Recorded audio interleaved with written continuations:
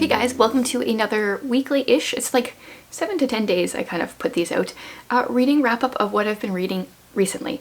And I feel like I've been reading a lot lately, but when I look at my stack, it's like, oh, I didn't actually complete as many books as I feel like I did, because 2 of these books took me a decent amount of time to read. So I don't know, let's just go in the order that my stack is. The first one I'll talk about is Pride and Prejudice. So I wanted to read this for Jane Austen July, and this is on my books of classics that I want to read before I die. I actually have read this before, but I wanted to reread it because I've been reading some other Jane Austen this year. I read Persuasion and then Northanger Abbey, now this one, and I want to read 2 more probably by the end of the year. I don't think I need to give a background as to what Pride and Prejudice is about. Everyone knows. I did a spoilery vlog sharing my ups and downs with this book over on Patreon. I have a favorite character and still struggle with the story.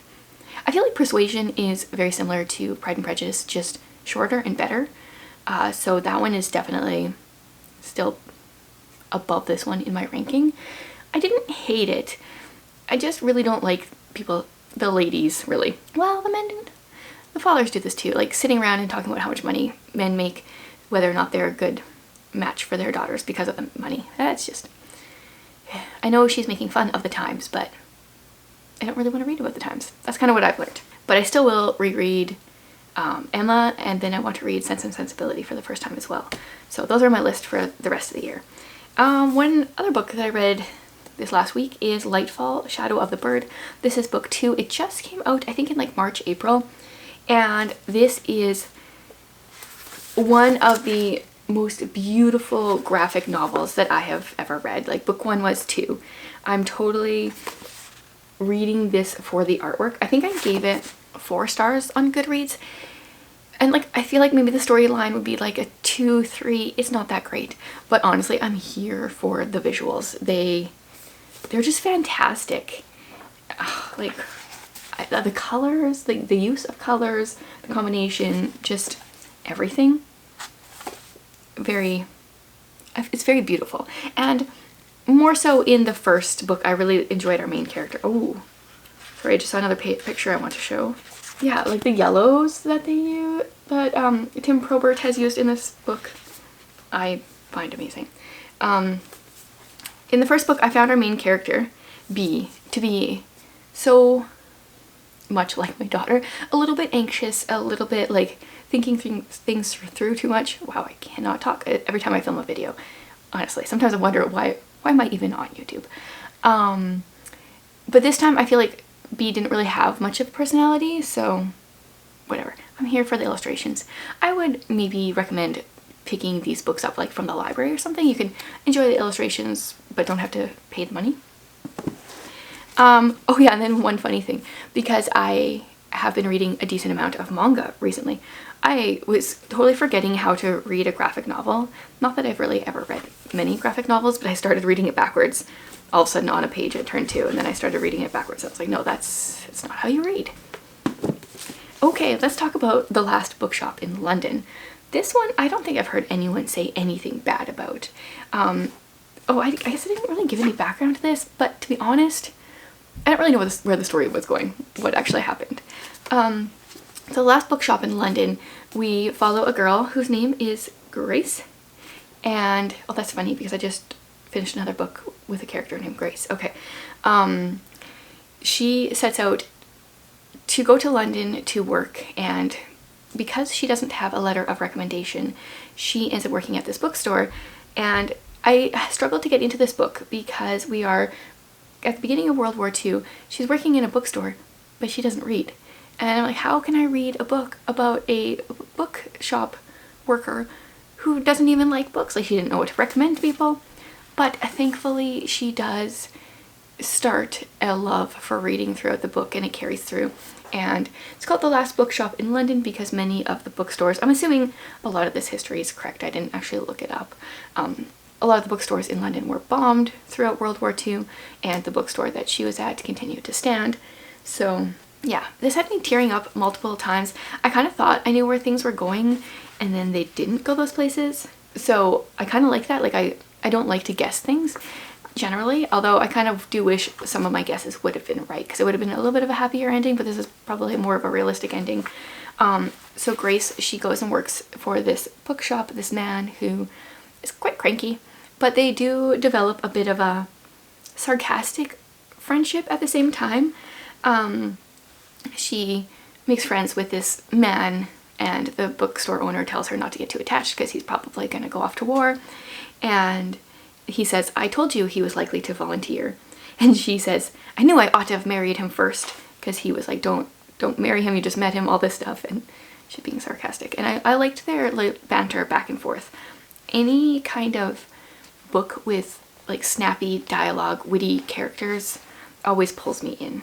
Okay, and then I've mentioned, especially in the last few months, how much I would like to own a bookstore. And so the bookstore owner's name is Mr. Evans, and she says, a majority of Mr. Evans' days were spent poring through his own stock, ensuring there were no printing inaccuracies, as he put it. That would be me, just like hiding in my bookstore reading the books, for sure. So I really enjoyed this read.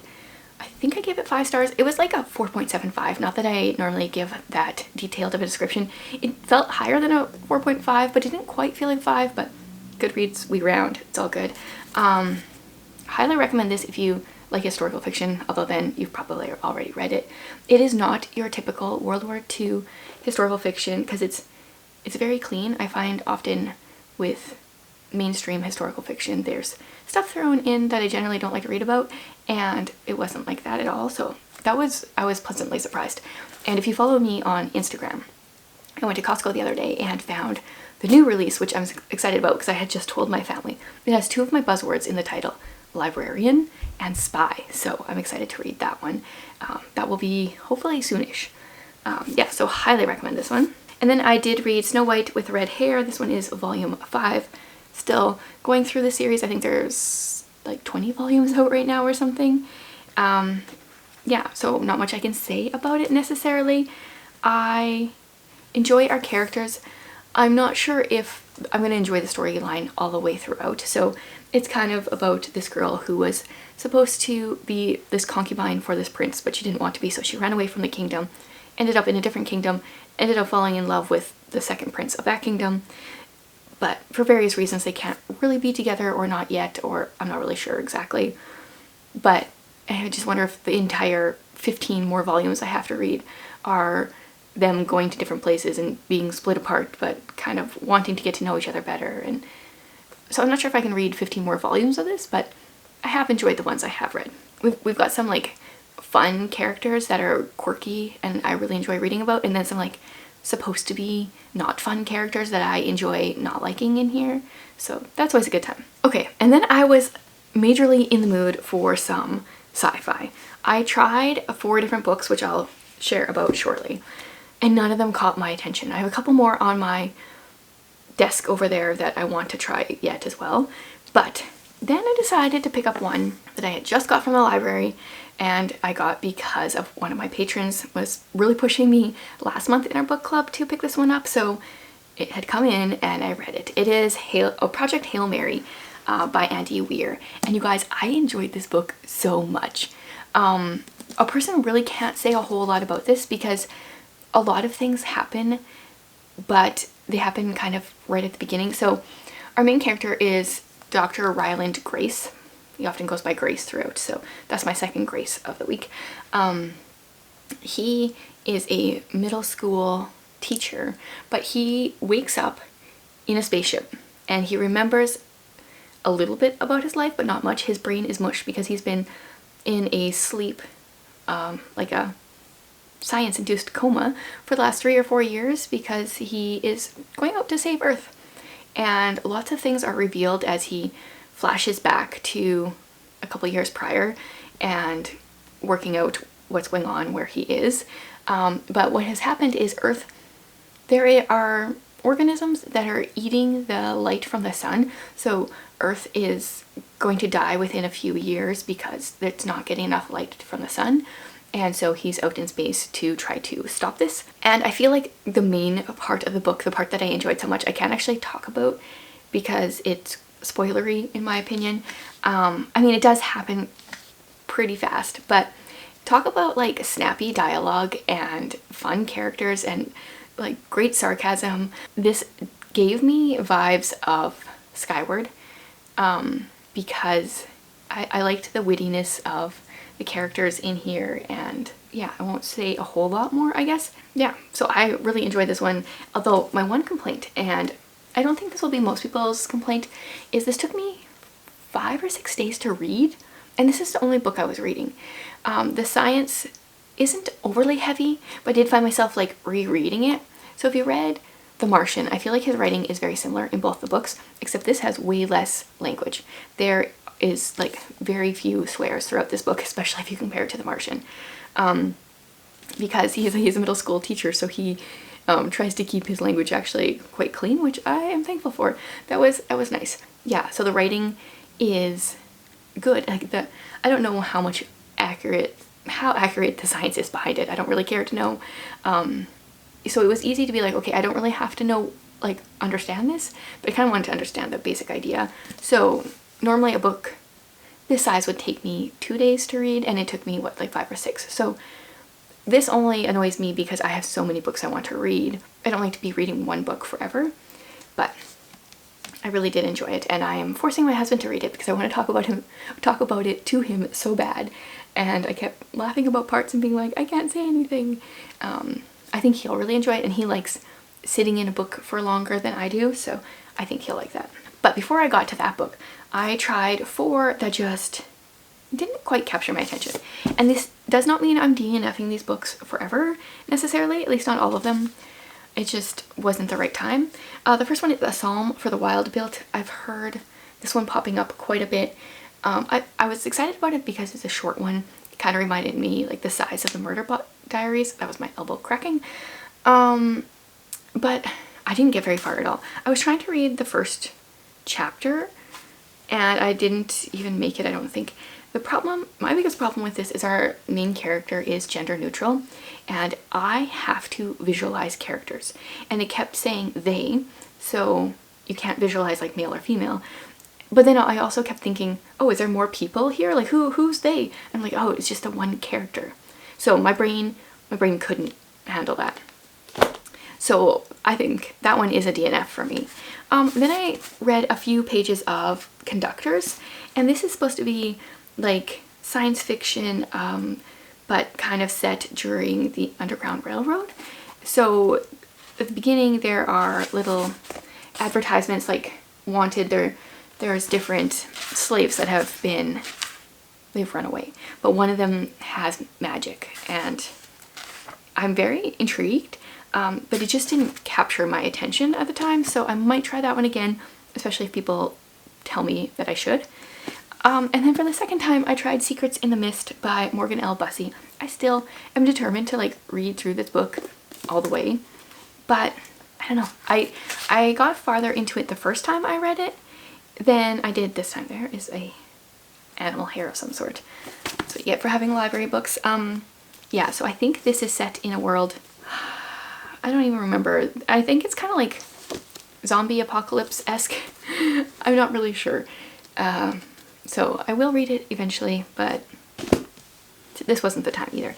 And then I really want to like this one. So many people have recommended Jasper Fforde, and this is the Thursday Next series. I think this is the first book, and Thursday Next is a literary detective, which sounds really intriguing, but I read the first bit and I actually had the same problem I had with, what was that one called? A Psalm for the Wild-Built, because I didn't know what gender our main character was. Did I find out at all while I was reading? And then I found out from one of Anne's recent videos that it's a female. But I think I read like 8 pages or more and I still didn't know. And like I said, I have to be able to visualize our character. And if I don't know the gender, then I can't do that. So I still think I will read this at some point, but this was just not the time. So there are some books that I didn't read this week, and then some really good books that I did read. And I have a couple books left on my TBR. As of right now, we have a couple more days left in July, so maybe I can get a couple of those out before I start on my very teeny tiny August TBR, and then just like a whole bunch of mood reading. So let me know something you enjoyed this week. A book, obviously, that's what we're talking about here. And let me know if you've read this or if you're interested in reading it, because I kind of want to talk to people about it. Thanks so much for being here, guys.